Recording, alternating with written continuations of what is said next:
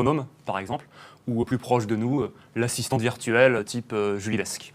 Alors après, il y a des théoriciens qui vont plus loin dans la définition, en ajoutant des notions d'IA forte ou d'IA faible, selon les degrés de liberté, les degrés de spécialisation ou le degré de complexité du problème automatisé. Mais le cœur d'une IA, ça reste d'automatiser un process qui autrement serait fait par un humain. Alban?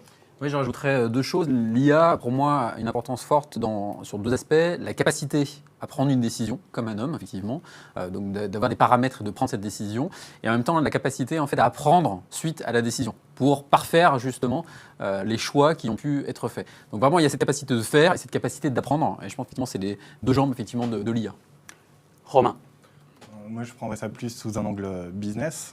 Et donc, pour nous, l'IA chez Sublime Skills, c'est avant tout un outil, un moyen. Et donc, ce n'est pas une fin en soi. On n'est pas une société qui produit de la technologie pour faire de la technologie. Et donc, pour nous, c'est un outil au service de nos partenaires pour créer de la valeur. Arnaud? Moi, je vais reprendre un petit peu des éléments de chacun. Je vais dire que c'est un programme informatique.